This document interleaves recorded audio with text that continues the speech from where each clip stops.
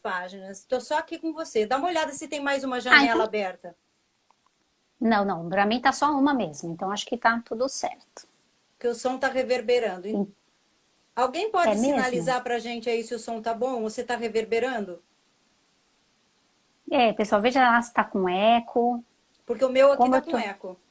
É, não, o meu tá tranquilo, assim. Eu tô com fone, você também tá de fone, né? Tô. Mas tá dando delay. Eu tô ouvindo a nossa voz várias vezes. Ih, é mesmo? Uhum. Será que a gente sai de novo? Tudo bem? Larissa, tá Tá ok? A ok? Larissa tá Então falando. tá bom. Se É. tá ok para vocês, eu domino aqui, tá bom? Ah, então ótimo. Tá Obrigada, ótimo. Si. Então, olha lá, o pessoal, boa noite, vocês chegando, a Larissa, o Espaço Gourmet, a Cris, não sei se ainda estava aí, né? Tô mostrando, oi, Verena, linda, trabalha comigo. Olha só o livro da Simone. Parabéns, Simone. Um livro Obrigada. super interessante. Como assim é importante a gente ter outras abordagens que auxiliam o paciente nessas questões, né? Assim, do repensar o comer e ter um autoconhecimento realmente que isso viabilize, né? Essa transparência, então, nessas atitudes. E aí, quando eu vi o seu livro, eu falei, nossa, assim, veio a calhar dentro do que eu estava, assim, caminhando com a proposta aqui das lives, né? Que E legal. aí, e aí, Simone, eu vou pedir para você, então, se apresentar um pouquinho aí para o pessoal, né? Enfim, para todos nós que estamos aqui. E aí Tá. depois a gente já engata. Olha lá, a Márcia te dando parabéns. Oi, oi, oi, boa noite. Então Boa vamos lá, se noite. se apresenta então aqui para nós. Então, meu nome é Simone Marquezine, né? Eu vou dizer que sou Simone Dalegrave Marquezine, porque tem uma Dalegrave nos assistindo aí, né? Então tem que prestigiar todo mundo. É verdade. É, eu sou psicóloga. Eu, antes de fazer psicologia, fiz educação artística.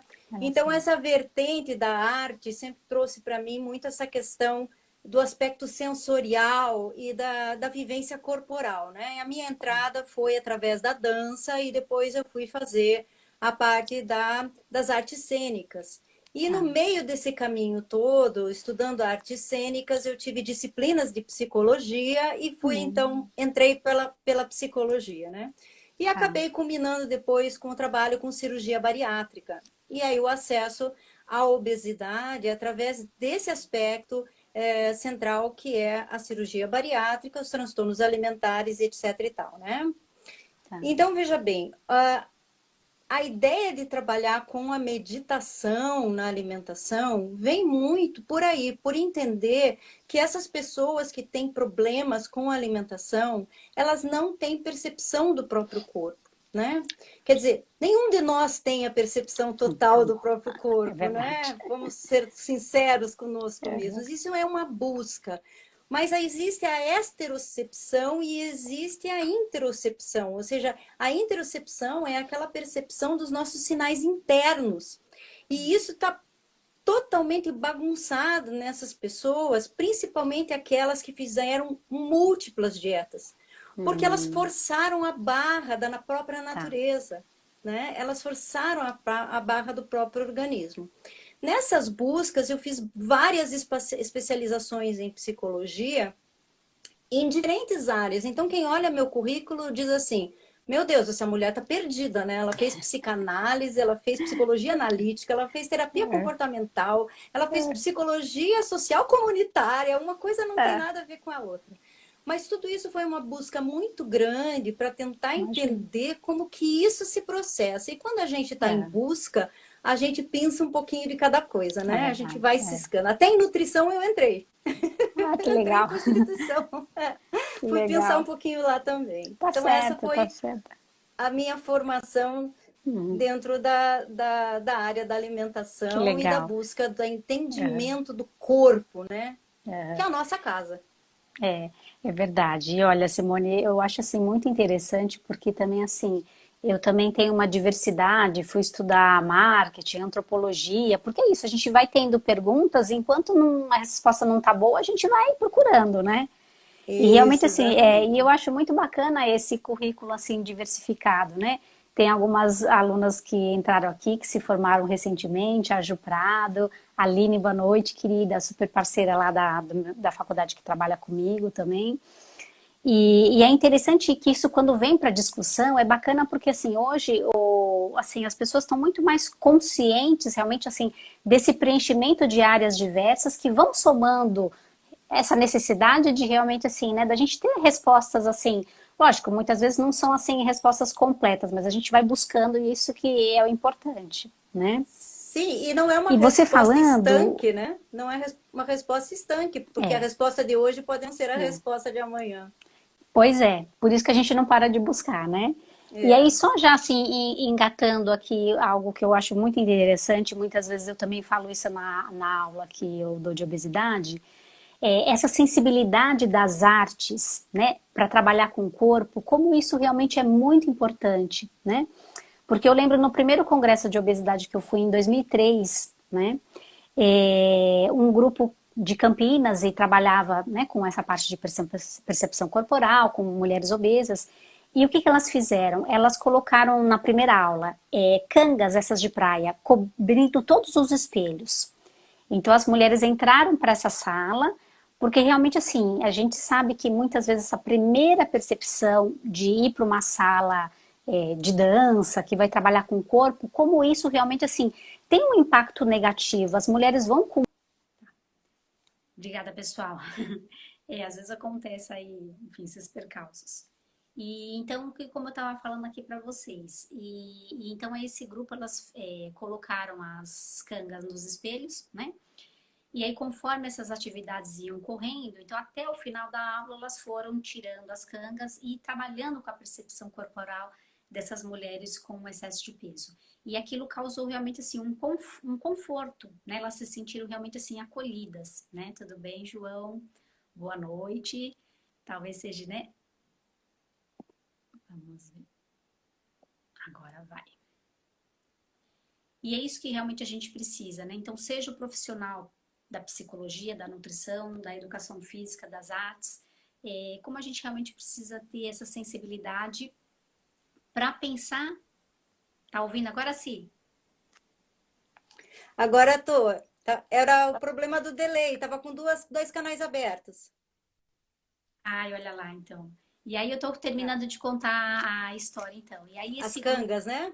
isso, como as participantes, elas se sentiram acolhidas, né? Porque aí elas só tiveram, assim, a retirada das cangas do espelho no final daquela atividade.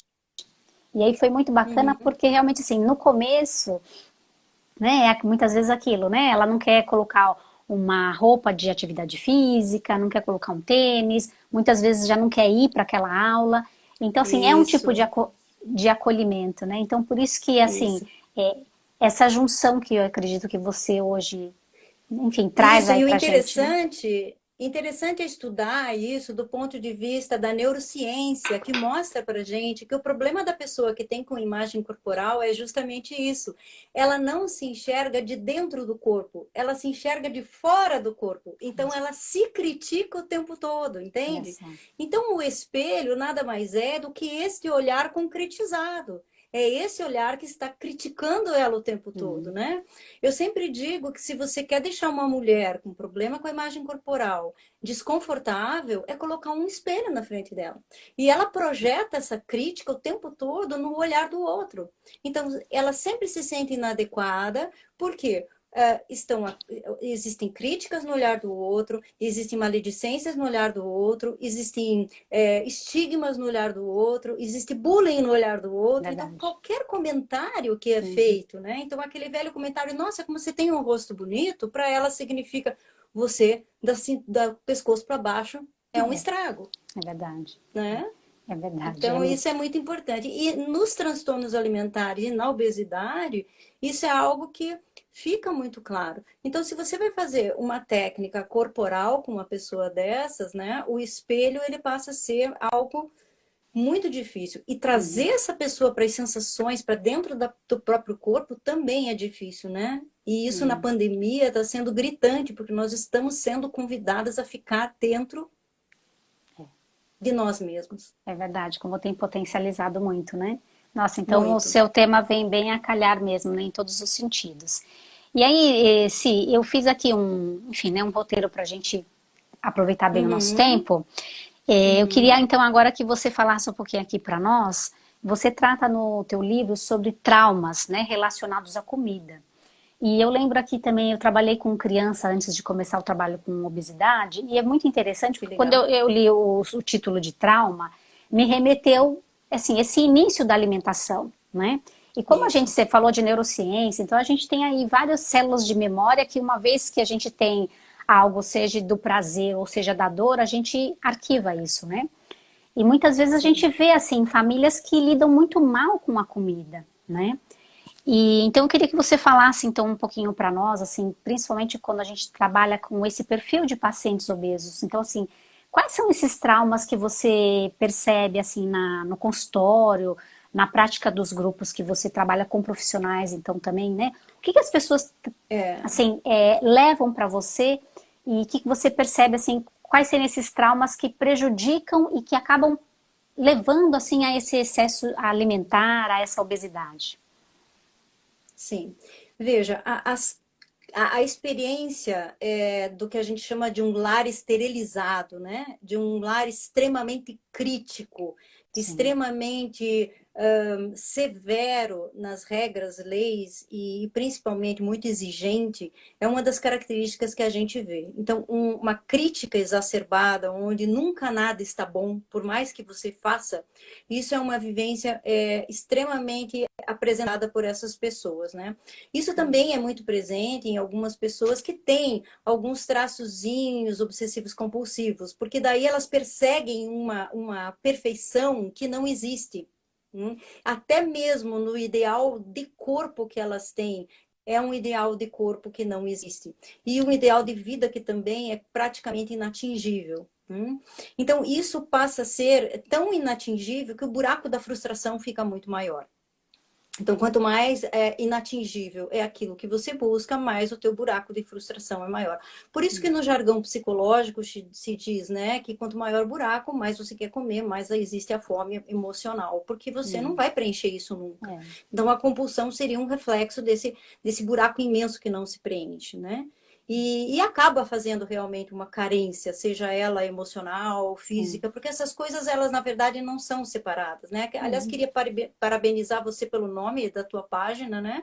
Porque laboratório é labor, trabalho, e É, oratório ao mesmo tempo, né? É o é, lugar onde a gente realmente faz a oração e trabalha ao mesmo tempo, né? obrigada. E o corpo, ele é o nosso laboratório. É verdade. É onde a gente experimenta as Uhum. nossas emoções, nossas sensações, nossas angústias, É né? E verdade. se a gente fugir dele, a gente nunca vai se conhecer. E existe um erro muito grande que foi feito durante muito tempo de achar que o autoconhecimento é só intelectivo. Ele não é só intelectivo. O intelecto é uma porta de entrada, mas ele não é. E muitas vezes, assim, as mães, elas incorrem no erro de querer educar o filho só pela via do conhecimento, só pela via da explicação. E Uhum. não adianta, porque não é uma coisa pedagógica só pela Uhum. explicação, né? Corre pelo contato, corre É. pela emoção, corre pela Uhum. percepção, pela intuição, e nem É. todos nós temos isso desenvolvido. Então, o que a gente É. sabe, assim, é que essas experiências adversas na idade muito tenra, ela pode sim acabar alterando a parte da arquitetura cerebral, Olha só. né? É como se fosse, por exemplo, uma madeira macia, em que você machuca aquela madeira e ela fica Uhum. marcada, Uhum. entende? Então, o É que verdade. acontece? O cérebro ele vai dar um jeito de se adaptar a essa marca que ficou. E Uhum. dentro dessas adaptações que ele vai fazendo, essas reconstruções neurais que ele vai fazendo, ele vai procurando se adaptar. Um dos problemas que pode ser criado aí é um problema da deficiência no circuito da recompensa. Uhum. Dentre eles, a recompensa alimentar. Por quê? Porque a alimentação é um dos primeiros vínculos que a gente tem, né, com essa figura Sim. que nos cuida, não Uhum. necessariamente a mãe, Sim. mas essa figura de cuidado. E a alimentação, ela é um intermédio, né, um veículo de contato que Uhum. faz com que você manifeste afeto.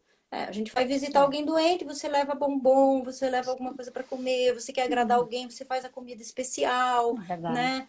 Quantas vezes a gente está cansado e diz, eu vou comer tal coisa porque eu mereço. Uhum, Então, isso tudo está na nossa cultura, né? verdade. Sem contar, como eu sempre digo, nós somos filhos de imigrantes, e como filhos de imigrantes que passaram fome, a gente traz essa memória celular também, né? Então, nós Olha, quanta queremos coisa, né? conforto.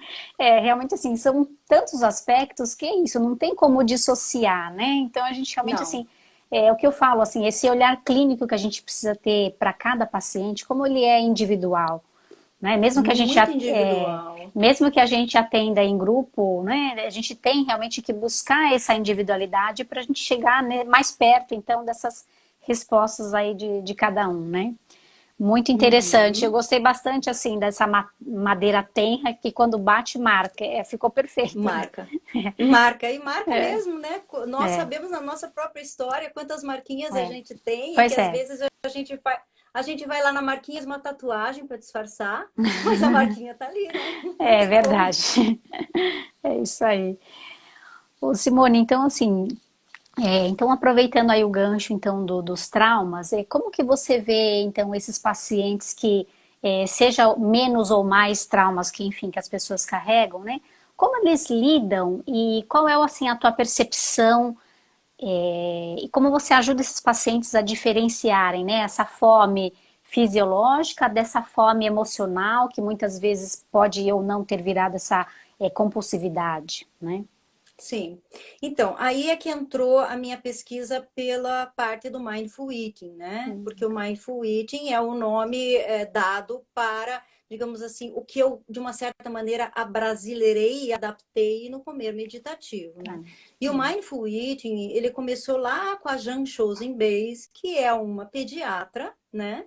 E ela é uma pediatra que, ao atender as crianças, ela via também muitas questões das mães e da ansiedade das mães ao alimentar. Quem é mãe sabe, né? Como é Uhum. desesperadora a criança, ou quando come demais e não quer parar de comer, ou a criança que fecha a boca e não quer comer, É. né? E o quanto tem uma demanda social em torno desta criança que Uhum. não come, né? Imagine a Verdade. mãe que não alimenta uma criança, que mãe má que ela é, né? Uhum. É Então, verdade. é ou não é? Onde É. já se viu não cuidar da alimentação de um filho. É. E ela começou então a trabalhar com essas questões. E por ela ser também uma budista, uma monge budista, ela então foi lá na meditação do budismo pescar essa raiz Tá. e usou a meditação do tipo atenção plena, que é um mindfulness, para a questão da alimentação. Então, ela aprofundou isso. E ela Tá. trabalha com 9 tipos de fome, Uhum. né? E esses 9 tipos de fomes é exatamente fazer essa exploração sensorial e uma exploração desses gatilhos que podem ocasionar as sensações de fome, né? Eu agora mesmo, antes de entrar na live com você, eu perguntei para 2 pessoas que estavam aqui em casa como é que elas sabem que estão com fome. Tá. E uma delas me respondeu assim: eu não sei, acho que eu não sinto fome, eu como quando está na hora certa. Hum. Então você veja, isso não é um comer intuitivo, isso é um condicionamento, isso é um planejamento que antigamente era o que a nutrição fazia, né? Coma de tantas em tantas horas, não deixe sentir fome, não permita que a fome te domine, etc. e tal. É uma maneira de fazer. A outra maneira de fazer seria: perceba os sinais interiores do teu corpo e perceba como que a fome vem para você. Em que momento ela vem, como ela se manifesta e qual desses tipos de fome aparece mais, né? Hum. Se é aquela fome mais do olfato e desse olfato que te chama para comer alguma coisa, né? Eu sempre dou o exemplo, uma época eu trabalhei em cima de uma lanchonete, quando vinha aquele cheirinho de pão de queijo, aquilo assim era né, Um convite, né? instigava, né? Isso que me lembrava muito aquela historinha do João e a panela de feijão, né? É, Que era aquele ratinho que ia é, pelo cheirinho pelo do feijão e cheiro. caía dentro da panela, né? Então, assim, existe também o som e que a gente vê muito no animal, né? Quem tem Hum. cachorrinho de estimação sabe que você basta mexer no plástico, o cachorrinho já Vai, né? né? Vem atrás do... Então, e quantos de nós, assim, somos estimulados por sons alimentares, barulho da panela de pressão, do feijão, que nos traz memórias, um barulho de uma série de outras coisas que podem nos trazer, coisas que chacoalham. Eu tinha uma paciente compulsiva a comer, que ela dizia que quando ela estava assim com muita raiva, ela enfiava arroz cru na boca para sentir e escutar aquele barulho fazendo Olha só.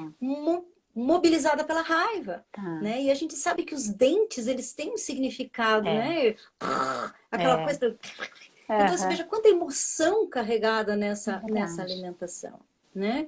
E quando você trabalha isso em grupo, o relato de um pode te remeter a algumas memórias que você nem sequer está naquele momento próximo da tua consciência e aquilo aflora, né? Então isso é muito bacana, né? E esses trabalhos em grupos, eles começaram, foram bem interessantes, tem vários estudos com mastectomizados, com ostomizados, né? Então, Nossa, se você fazer leitura... Não, é muito interessante. Tem grupos de dança com mulheres mastectomizadas, um resgate da imagem corporal, da autoestima. Então, você tem uma série de trabalhos lindos para serem lidos e que podem nos servir como base futura para o nosso trabalho de imagem corporal e até mesmo da alimentação. Né? São bem interessantes mesmo. Né? E dentro dessas 9 fomes, ela vai explorar todas as fomes, até mesmo a fome celular, e essa fome mais fisiológica. Quantas vezes a gente não diz assim, eu sinto que eu estou precisando de um sal, não é? O nosso corpo fala. É verdade. Por isso que realmente assim, é importante, porque muitas vezes eu me pego assim, conversando também, né, com as pacientes, nesse laboratório, nessa questão de falar assim, gente, a gente precisa aprender a perceber, porque assim, muitas vezes está tão longe, como você deu o exemplo, né? Às vezes você está conversando com uma paciente, ela levanta ali, né, de repente, enfim, né, algo pessoal ali da experiência dela, que levanta o gatilho para outro, que para outro, e aí realmente a gente vai, né, assim, mexendo nessas gavetas que estavam fechadas, né?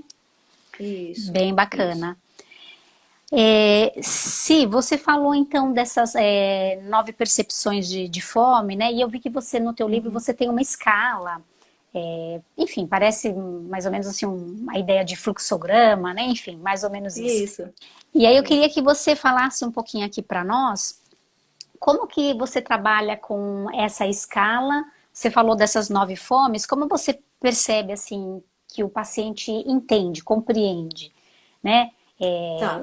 Veja, é interessante porque assim, você tem 2 maneiras de trabalhar. Uma maneira é através da informação, da psicoeducação, né? Então você informa, você faz a pessoa se trabalhar sozinha em casa. Quando você traz isso para a experiência concreta, ou seja, você traz para frente do paciente, ok, então vamos trabalhar aqui, olha, eu trouxe aqui para você um pedacinho de fruta, um biscoitinho água e sal, e a gente vai comer junto aqui esse biscoitinho água e sal, né? E a gente vai experimentar, ver tudo que essa comida pode ser explorada. Seja o que for, né? O que você acha que dá para explorar dessa comida? Tem cheiro? Tá, tem cheiro. Tá, tem cheiro. Tem som? Tem som. Dá para morder? Que tipo de textura tem? Tá, etc e tal. Então, isso são as 9 tipos de fome que a gente pode trabalhar na clínica. A outra coisa são os trabalhos até assim, até mesmo de controle inibitório mesmo, de pedir para a pessoa assim, tá, você sentiu fome, você acha que está com fome. Perceba que fome é essa. Se realmente essa fome é uma fome que surgiu a partir de um desconforto gástrico, que surgiu a partir de uma visualização de uma alimentação, que surgiu a partir de uma ideia de uma comida, de uma imagem, porque existem também os estímulos alimentares que nós recebemos, né? Então, assim, hoje isso já está sendo controlado, né? Falando em termos de marketing, já está sendo um pouco mais controlado, mas houve uma época que não era controlado, né? Então, esses estímulos alimentares, ou mesmo a distribuição eu li um artigo interessante sobre a maneira que isso é distribuído, né? Que você pode ter isso concentrado num grande centro, como é o caso dos shoppings, onde existe então um grande centro onde a área de alimentação está concentrada, ou você tem os sistemas de rua em que de tantas em tantas quadras você tem um estabelecimento. Então, assim, de tantas em tantas quadras você é estimulado visualmente. E eu chamo de assédio alimentar o que é feito nas redes sociais, porque você entra no Facebook só tem comida, você entra no Instagram só tem comida, né?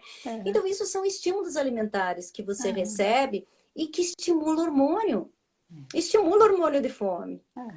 Né? Vamos colocar isso para a questão de outro tipo de fome, né?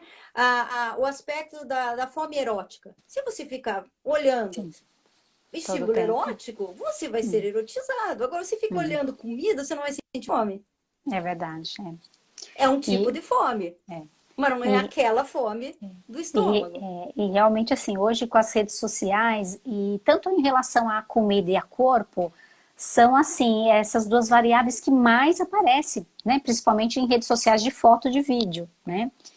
E isso tem levantado, assim, essa problemática, realmente, assim, para as pessoas terem, lógico, por todos os sentidos, né? Em relação à comida, para quem já tem essa, vamos dizer assim, esse viés, né? Para o consumo hedônico, né? Eu tenho realmente, assim, levantado realmente, assim, né? Essa bola para a gente repensar mesmo, né? Até mesmo quando a gente faz a anamnese, eu questiono, falo, olha, a gente hoje tem que perguntar o que a pessoa mais busca nas redes sociais. Porque é algo também para levar para o consultório para ser discutido, né? E tem mais uma coisa importante que você ressalta aí, Simone, que é assim, essa questão do recurso hedônico, ele pode ser voltado para a alimentação sabor ou para a alimentação sensação de plenitude. Olha só. Existem pessoas que têm o prazer em estar empanzinados. E aí essa escala de fome, essa escala de satisfação e fome, ela é muito importante. Diferente. Né? Porque existem pessoas assim, elas só acham que mataram, né? Mataram sua fome no momento em que elas estão assim... empanzinada, né? Empanzinadas, passando mal. E isso é exatamente aquilo que eu falava. Uma distorção do registro da saciedade, porque a fome é uma coisa e hoje a gente sabe que a falta de saciedade não é a mesma coisa que fome. É verdade. Né? São duas coisas diferentes. Né? Eu comparo muito com compra, por exemplo. Né? Eu querer comprar muito não quer dizer que eu não me satisfiz com o que eu comprei.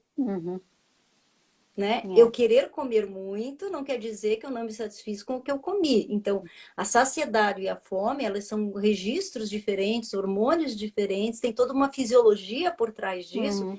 Então, fazer a pessoa assim, até mesmo isso, né? O que é sentir fome para você? Quando a pessoa diz assim, não sei.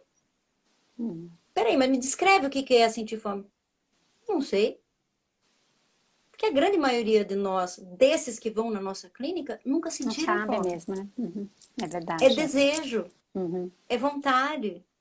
E aí a gente pode trabalhar com uma coisa chamada controle inibitório, porque é algo que pode ser inibido, pode ser controlado. É muito interessante, né? Realmente a experiência de cada um é muito diferente. E é interessante como você está falando, né? As pessoas que, principalmente assim, que tiveram excesso de peso muito precocemente, quando chega, né, mesmo assim com 30, 40, quando vão buscar ajuda, né, é muito bem por aí, né? Então, quer dizer, qual a tua percepção? Realmente a pessoa não sabe, né? Muitas vezes o estímulo principal que ela, enfim, acaba sendo reagida é o desejo mesmo, né? É o desejo, é o hedônico do ponto de vista do prazer imediato. Tá certo. Né? E essa desregulagem e essa falta de contato com a interocepção, né? Então, exercícios simples do tipo tape teus ouvidos e tente ouvir a batida do teu coração, que é, perceba a batida do teu coração, você está sentindo um órgão interior, né? Ouça a tua respiração, São exercícios simples, Simples, mas né? que estão despertando a interocepção, ou seja, perceba os órgãos internos. Ninguém fica o tempo todo prestando atenção na batida do coração. E ninguém fica o tempo todo prestando atenção no que o teu estômago está dizendo, né? É verdade. Então, são exercícios. Aham. E já falando em exercício, a questão seguinte mesmo, a gente vai entrar na meditação, né? Então você já falou de diferentes fomes, diferentes percepções também em relação à saciedade, que é muito interessante. E aí, assim, a meditação, né, assim, né, Simone? Você que já estudou, pratique, continua estudando, continua tendo essa experiência de prática clínica, que também, assim, é muito interessante, né? Porque o quanto isso é enriquecedor, porque as pessoas realmente, assim, trazem muitas bagagens diferentes, né? Então, assim, como que você explica para essas pessoas quando você vai propor a meditação? Então, assim, a meditação, Uhum. se a gente pudesse ter uma definição, né, do que é meditação, ela se restringe, então, a uma autopercepção, um autoconhecimento. Conta um pouquinho aqui para nós, como você... Tá, veja, meditação é um termo muito amplo, porque na verdade existem vários tipos de meditação, né? Existe lá a meditação que vem da Raja Yoga, que tem a ver com autoconhecimento, existe do Zazen, então você vai, por exemplo, a Monja Coen está muito conhecida hoje em dia, então ela também ensina muito a questão da meditação, existe, sabe, meditações do tipo que vem do hinduísmo, outras que vêm do budismo. Você vai ter, tem a transcendental, cada Uhum. uma com uma busca muito particular e com uma filosofia muito particular, ou até mesmo religião por trás disso. A busca da meditação, que é do mindfulness, e que é a mais usada dentro da psicologia, e aí a gente traz a meditação como recurso dentro da psicologia, é a chamada meditação da atenção plena. E daí, este nome, atenção plena, ele já circunda aí o que a gente quer dizer. É a intenção voluntária. Eu quero voltar a minha atenção para algo, né, de uma maneira muito específica, voltada com uma curiosidade ingênua, como se fosse a curiosidade de uma criança, né? Porque a criança, ela pega aquilo como se fosse a primeira vez, então ela vai pegar um copo de água, ela explora esse copo de água como se fosse a primeira vez que ela estivesse olhando para o copo, né? Ela experimenta como se fosse a primeira vez, nossa, bolinha na água, sabe como? Uhum. Então ela tem essa curiosidade, então voltar a coisa como se fosse a primeira vez, mesmo que esse objeto já seja conhecido. Então, digamos, se eu vou olhar para minha respiração, eu não vou olhar para lá, minha respiração. Não, é como se fosse a primeira vez, porque toda vez é diferente, né? Então, voltada para o aqui e agora, por quê? Porque o ontem já foi, o amanhã você não tem domínio, então voltada para o aqui e agora, né? Tendo assim uma série de regras específicas para que a pessoa possa ter essa concentração de energia toda nesse objeto para o qual ela está se voltando. E com isso, há já comprovadamente, com estudos de ressonância magnética funcional, alívio da ansiedade, alteração, inclusive, dessa anatomia cerebral, aumento das áreas de memória, entende? Então, há uma diminuição da área de reatividade ao medo e ao sistema de alerta, que é a amígdala cerebral. Então, você tem uma série de benefícios e uma capacidade maior de exercer as funções cognitivas que são referentes ao córtex pré-frontal, ou seja, a capacidade de exercer vontade e de conter determinados impulsos. Mas para isso, antes de você simplesmente, eu vou me policiar, não tem nada a ver com policiar, não tem nada a ver com se controlar, é justamente ao Contrário, contrário, né? né? Primeiro, você é receptivo a tudo isso, você aceita tudo isso, você tem esse movimento de reconhecer afetuosamente, com acolhimento e sem julgamento, para depois poder baixar isso, né, e acolher, e aí haver uma possibilidade de exercer essa função cognitiva de uma contenção, de um acolhimento, e não de simplesmente exercer uma Pressão, né? gestapoterapia, né? Uma opressão. Então é um movimento contrário.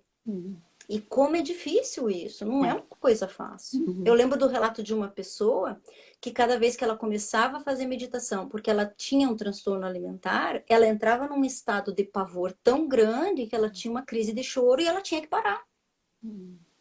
Porque a ideia de estar vivendo este corpo era, muitas vezes, angustiante. Um corpo que ela não gostava. Olha só, Né? que interessante. Então você tem que ir muito devagar, muito devagar. Não é uma coisa assim simplesmente para você fazer com qualquer um. E aí eu venho um pouco das minhas críticas a algumas pessoas que pegam técnicas e começam a aplicar como se fosse fácil. Ah, eu vou ler o livro e fazer, entendeu? Eu vou ser o mentor. Eu vou sair por aí fazendo. Lógico, tem todo enfim, um estudo, uma prática, né? Uma ética, né? Vamos dizer assim, né? Em torno de tudo isso, né? Exatamente. Exatamente. Bom, gente, eu tô vendo assim, olha, já são 6h46, passa Tá no muito pau da rápido, viola né? já? Passa É rápido, verdade, passa é. rápido. Gente, boa noite, Débora, Cimeia, Jéssica, acho que é Milene, né? Mi, boa noite, obrigada, viu, pela presença de vocês. Então, assim, Simone, dando sequência, quando você iniciou, que você percebeu que a prática meditativa poderia realmente assim ajudar os seus pacientes, né? Então, dentro de, enfim, tua trajetória, como isso ocorreu? Isso ocorreu principalmente com pacientes operados bariátricos ganhando peso de volta. Olha só, que Tá? Quando a interessante. gente percebeu que a cirurgia bariátrica não era tudo. Porque eu comecei a trabalhar com cirurgia bariátrica em 1994. Nós somos uma das primeiras equipes do Brasil. Né? Eu tive, graças a Deus, essa honra, porque eu tenho pai cirurgião, irmão cirurgião. Então, eu tive essa honra de fazer parte de uma... Eu digo, não é nenhuma equipe, é uma máfia familiar, né? Então, eu tive esse privilégio. Os E com isso, eu Marquezines. fui aprendendo... E com isso, eu fui aprendendo muito. Eu devo a minha formação aos meus pacientes. Entende? Tá. Eles me ensinaram. E então, Verdade. quando isso começou, nós achávamos assim, achamos a cura para a obesidade. Nunca mais as pessoas vão engordar. Olha que maravilha! Vamos operar os obesos e eles vão ser todos felizes. Mentira. É verdade. Mentira. Mentira porque eles engordam de volta.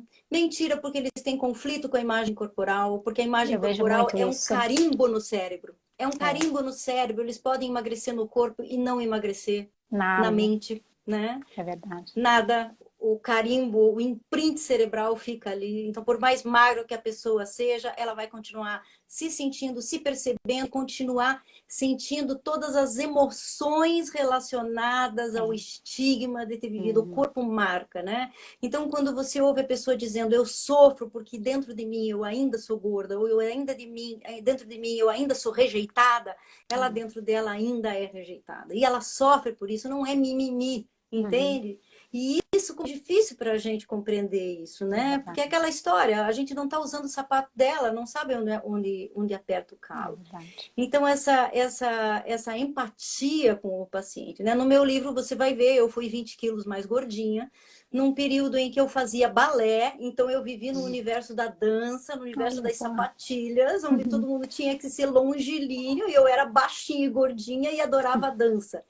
E enveredei para o teatro porque eu senti que a dança não me aceitava, né? Hoje isso é ridículo, porque hoje a dança é para todo mundo, né? Mas era a época. Então, assim, na época era... as minhas experiências pessoais no meu laboratório me ajudaram a compreender os meus pacientes, né?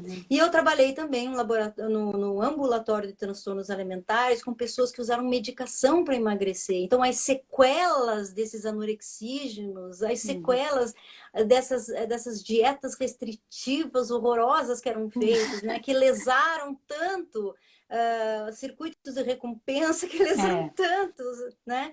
Então, essas pessoas me fizeram trabalhar com outros recursos que eram um recurso mais acolhedor e mais maternal, talvez. É verdade.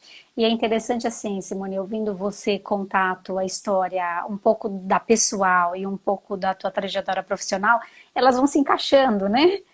Assim, Sim, vão então, se assim, encaixando. o fato de você ter feito balé, foi para as artes, é isso, a gente nunca perde, a gente sempre aproveita tudo que a gente aprende ao longo da vida, né? Bem sim, bacana. eu tenho um teórico tem um teórico dentro da psiquiatria, da psicologia, que é o Jung, e ele diz que a gente trabalha o tempo todo o nosso curador ferido, ou seja, a nossa ferida ajuda a curar o outro, não tem como. É verdade. A gente vê muito hoje, isso em dia parece que é muito mais perceptível, né?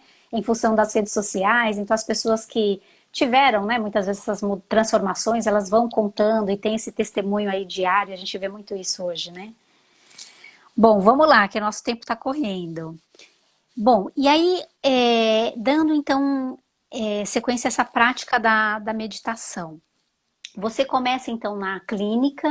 Me fala se você faz essa prática, ela pode ser individual, ela pode ser em grupo, o paciente leva uma atividade para casa, enfim, tem prazos, vamos supor, vai, em 3 meses em treinamento você consegue perceber, enfim, é diferente, é muito diferente de um para outro após assim o início dessa prática meditativa. Conta um pouco aí para nós assim no dia a dia e na lida, né? Como que é isso? Tá ouvindo ou não? Sim, você tá me ouvindo?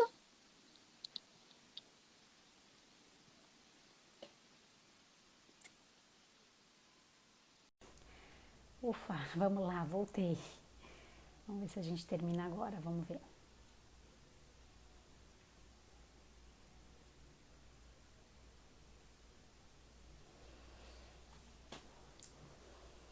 Ah, obrigada, Deborinha. Como você tá? Que saudade. Você fez aniversário esses dias? Oi, Di. Tudo bom? Saudades, meninas, de vocês.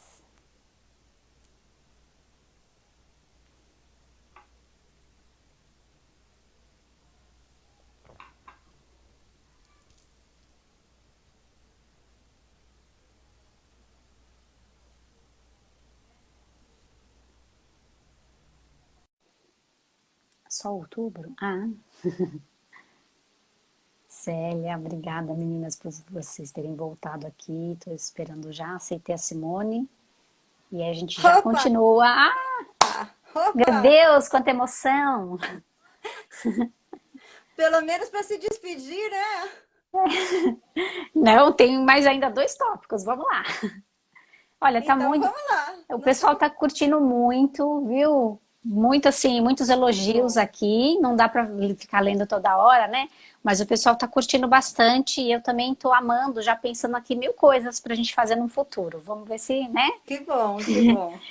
Vamos fazer uma dupla Cici. Pois é, né? Então, sim, sim, isso aí.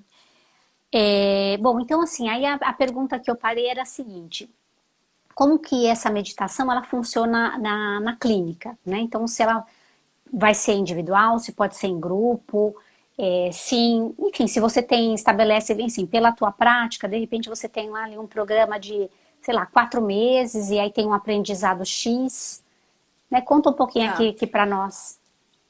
Veja, isso existe assim. Como eu comecei a trabalhar muito com pacientes que ganharam peso de volta, eu comecei inicialmente fazendo pequenos grupos de pacientes que tinham tido recidiva de peso, tá? Então, assim, pacientes bariátricos que tinham tido recidiva de peso, é um grupo especial.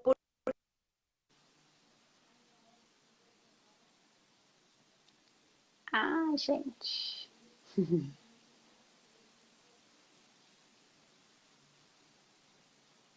tá falhando. Eu acho que é o dela, né, pessoal? Porque ela tá no loading, né? Bom, meninos, vamos lá um pouquinho mais de paciência para a gente finalizar, né? A Simone aqui é super expertise, né, nessa parte de meditação com pacientes, especificamente hoje, né, com pacientes bariátricos, né? Vocês estão ouvindo, pessoal, a Simone ou só eu que não ouço? Poxa vida, que chato, né, Gabi?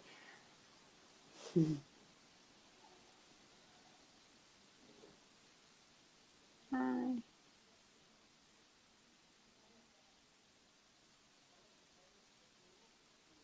deixa eu ver.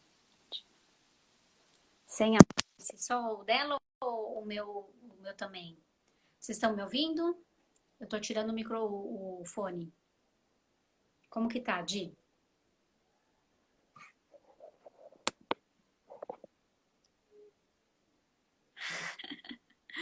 que chato. Pessoal, vocês não estão ouvindo ninguém? Nem a Simone Marquezine, nem eu?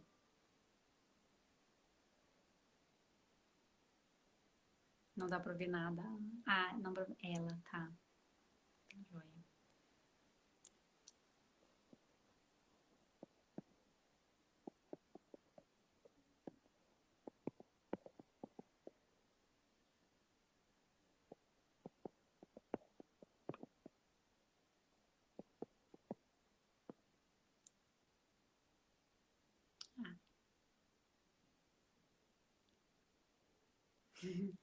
Que chato, né, meninas? Mas vamos ver se ela volta. Olha lá, voltou. Vamos ver de novo.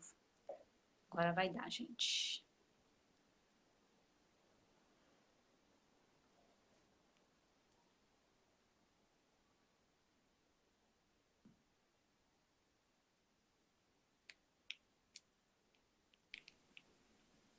Ok, somos Vamos ver agora.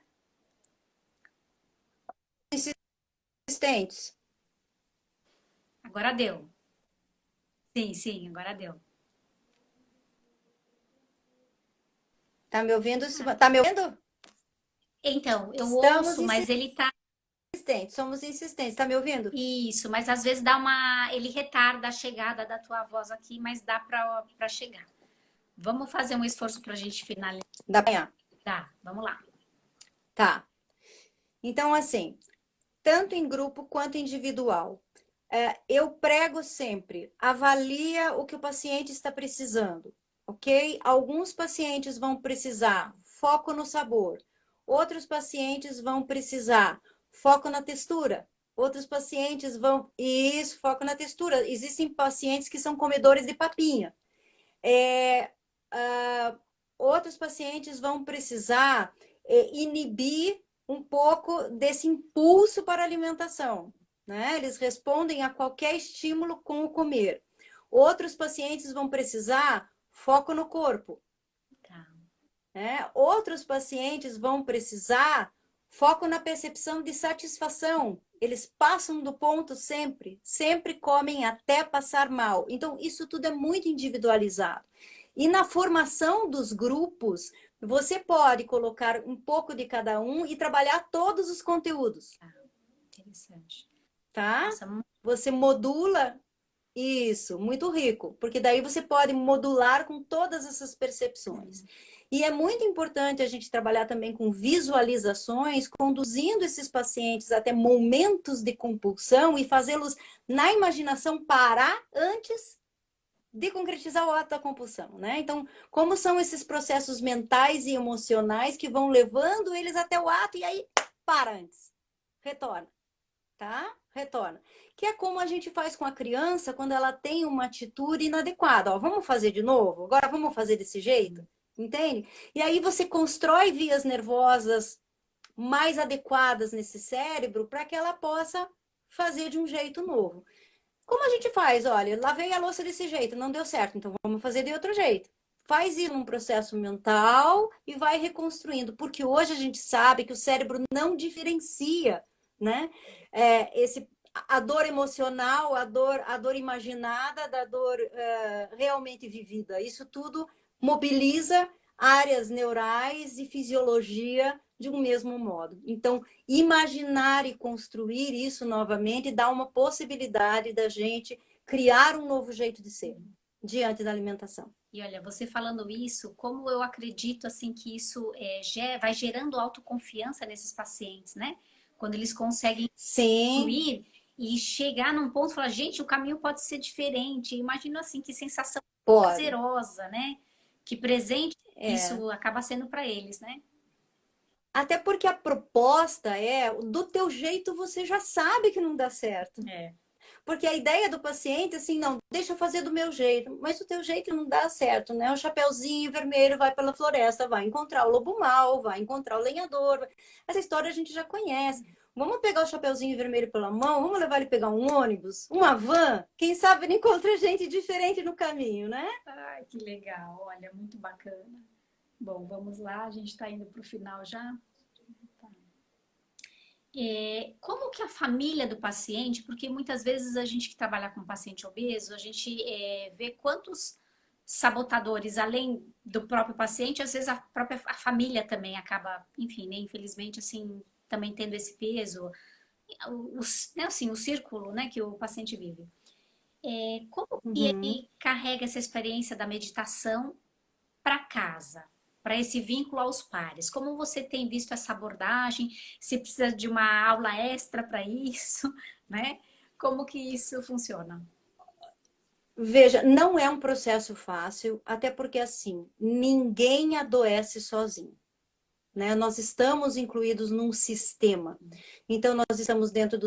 Nós somos um sistema, estamos num sistema familiar, que está no sistema cultural, que está num sistema global. Então, assim, é muito difícil mudar um sistema, porque quando você muda uma peça, você mobiliza todo um contexto, né? Então, a gente vê, por exemplo, pessoas que resolvem ser vegetarianas, como a família reage? Como é difícil. Quando você resolve comer mais lentamente, comer com autopercepção, você é o esquisito da família. É, Então, muitas vezes a gente precisa sim convidar a família a participar de um laboratório de meditação, né, de alimentação meditativa. Você precisa convidar a pessoa a experimentar de um jeito diferente essa alimentação e não corre só pela informação, porque a experimentação é diferente. A gente tem que lembrar que a mesma matéria orgânica, a mesma matéria celular que faz a pele é o que faz o tubo neural na criança, na formação do feto, né? Então, essa experiência sensorial da pele e as sensações em si, elas são importantes porque elas são assim, a emergência maior da nossa sensorialidade, do nosso sistema nervoso, é tudo muito interligado. Então, experimentar é muito importante para que a gente não é por acaso essa expressão, né? A gente metaboliza emoções como metaboliza o que come. A gente vai quebrando em pedacinhos, né? Para poder assimilar. Então, a família também passa por um processo. Na cirurgia bariátrica, a mesma coisa. Como é difícil esse indivíduo que come diferente se integrar no sistema familiar. Né? Então, assim, às vezes você vai realmente pedir para que essa família venha e se integre junto, né? é verdade, faz todo o contexto, tá? E não deixa de ser uma escolha, sabe, Simone? São das escolhas da vida, uma delas que você faz, né? É uma escolha e toda escolha tem suas controvérsias, suas barreiras, né? E a gente vê assim a necessidade do paciente também ter o seu posicionamento, né? É isso aí, eu fiz a Sim. escolha e eu Uhum. escolhi fazer a Fez a bariátrica, escolha. né? Tô agora resolvendo, né, comer mais saudável e ter uma melhor saúde, né? E ser firme nisso, né? Isso. Realmente é bem importante. Isso. E assim, o comer saudável não significa comer fitness, né? O Sim, comer saudável significa comer de uma maneira integralmente saudável. exatamente. Essa consciência é muito importante, né? E aí, Simone, assim, para nós, né, finalizarmos aqui o nosso Uhum. papo, como você percebe que essa integração de corpo e mente, que a meditação vai causar esse benefício, né? Então, se você tem algum caso, eu imagino quantos você deve ter aí já, né, ao longo da sua caminhada da prática meditativa, o quanto ela realmente assim vai colaborar. Então, assim, para a gente colocar a cereja do bolo agora, né? Então, se você quiser, Uhum. Uhum. enfim, um estudo de caso, um paciente específico, algo que você trabalhou em grupo, né? Então, Sim. Veja, eu gosto muito de contar alguns casos, principalmente os casos que eu tenho com pessoas que vieram de uma bulimia, passaram para a obesidade, da obesidade fizeram cirurgia bariátrica e depois entraram para o comer meditativo, né? Porque são possibilidades. Esses transtornos da alimentação, eles mudam. Existem pessoas que passam da anorexia para bulimia, passam da anorexia para obesidade, né? E essas experiências diferentes com a percepção corporal, eles são muito ricos, né? Porque o que fica no cerne disso? Muitas dessas pessoas falam do problema com a ansiedade. E nesse controle da ansiedade, a meditação tem uma riqueza muito grande, porque ela começou o trabalho dela com depressão e ansiedade. né? Então, assim, essas estratégias de regulação emocional, elas são importantes e a meditação faz muito isso. Então, esse primeiro é não comer para se acalmar, mas acalmar-se para comer. Então, fazer este processo, ele é muito rico, né? E a gente tem muitos bons resultados. Eu lembro de um caso em particular, em que a gente teve que a pessoa estava indo para uma segunda cirurgia, para uma cirurgia revisional, e na medida em que a gente pôde trabalhar com ela todo esse processo da percepção do próprio corpo, da velocidade com a qual ela comia, que ela tinha entalos, engasgos, refluxos, ela pôde ver que isso não era caso de uma cirurgia revisional, que isso era caso realmente de um estilo de viver, né? De conseguir viver de um jeito meditativo, de um jeito mindful. Ela optou por não fazer uma cirurgia, uma segunda cirurgia, né? E isso foi muito enriquecedor para mim como terapeuta. Até porque, assim, a gente reafirma a validade da nossa profissão. Verdade. Não é? Porque quantas vezes a gente se sente mal porque a gente acha que, puxa vida, não deu certo, né? Vai fazer outra cirurgia, vai ter que cortar outra vez.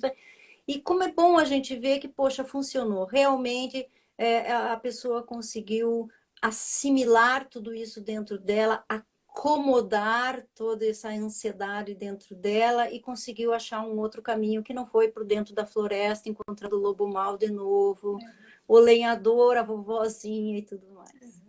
É verdade. Nossa, Simone, que lindo o seu trabalho. Eu tô aqui apaixonada. Eu queria estar mais pertinho aí para aproveitar mais de você, desse conteúdo todo. Mas quem sabe, né? Vamos lá. Vamos lá dentro do que a gente pode fazer, até porque hoje estar perto e estar longe não está fazendo muita diferença, né?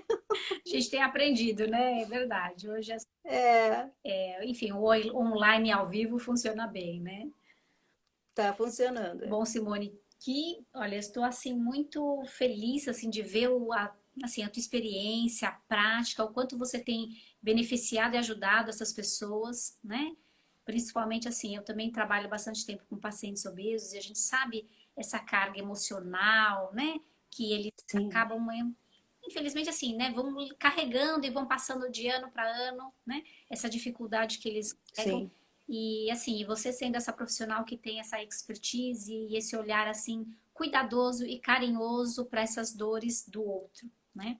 E eu que eu tenho levantado essa bandeira realmente, porque não basta só a gente ter um título, né, de especialista, de doutor, seja o que for. Se a gente não tiver esse olhar clínico, né, e essa empatia com o outro, a gente não chega próximo dele, né? Não chega, não chega. Mas o mais importante, sabe, Simone, que eu tenho visto é a abertura do próprio paciente. Nem todos estão prontos. E aí bate um pouco na gente, porque a gente precisa esperar o timing do outro, né? Principalmente os pacientes bariátricos que vêm com uma demanda de me corte e resolva para mim, eu não aguento mais, isso está insuportável. Então, é mais ou menos como o paciente do câncer, que me tira esse câncer de mim que vai me matar. Então, até você transformar essa demanda numa outra proposta, demora bastante. Então, isso exige da gente uma paciência maior e até assim uma paciência do próprio terapeuta, do próprio nutricionista, sabe? Do próprio profissional. E aí é bacana porque a gente vai transmitindo isso para o paciente também, né? Então, essa carga, né, assim, Uhum. desse espaçamento, né, desse respirar, desse acolhimento, né? Isso. Vai. Da pausa sagrada, É, né? Pausa, faz uma pausa sagrada, dá uma respirada é, antes, né? Se acalma antes de fazer, ao invés de fazer para se acalmar. e é bem isso que hoje você trouxe aqui no nosso bate-papo, né? Esse conhecimento primeiro para depois, né, fazer a atividade para depois Uhum. fazer o jogo, né? Então é como se fosse mais ou menos, né? É. Tem que treinar para depois jogar. Mas tudo isso aí dentro dessa percepção, né, de realmente.